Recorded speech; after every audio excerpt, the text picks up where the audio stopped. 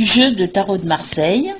C'est un jeu qui est composé de 22 cartes qu'on appelle des lames supérieures et de 56 cartes qui sont des lames inférieures, c'est-à-dire des lames de remplacement, des cartes qui sont un support pour donner des indications supplémentaires.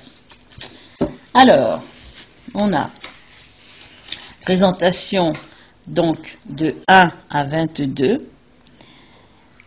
Ces cartes signifient elles sont numérotées du moins de 1 jusqu'à 22. Et il y a une façon de tirer ces cartes-là, qui sont un tirage en croix. Donc, on mélange les cartes, on les coupe en pensant à quelque chose de précis ou à un ensemble de choses que l'on veut savoir. Donc, on coupe, par exemple là, la papesse, qui est le numéro 2, et l'ermite, qui est le numéro 9. Donc, si on veut étudier ces deux cartes ensemble, ça voudrait dire que, dans quelque temps, les espoirs que l'on a seront un succès au niveau de l'argent qui est espéré. Donc, là, c'est une coupe positive.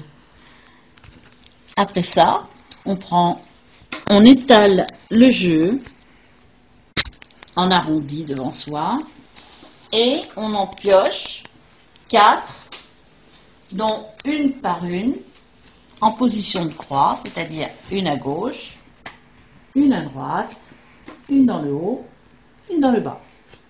On retourne ces cartes dans le sens côte à côte et non inversé, ça changerait tout. Donc là, on a un 6 avec un 12, un 8 et un 9. Alors, on additionne le total de ces 4 cartes pour en mettre une au milieu. 12 et 8, 20, 29 et 1, 30 et 5, 35. 3 et 1, 5, parce qu'on ajoute ce total à réduit à un seul chiffre. Mais comme le 8 est déjà sorti, on ne peut pas le sortir deux fois, on l'enlève pour faire le total. On repart sur 12 et 9, 21 et 6, 27. 7 et 2, 9. 9 étant encore sorti, on ne prend pas. On retotalise 12 et 6, 18. Alors, nous avons une carte dans le jeu qui correspond à la 18e lame et qui est la lune.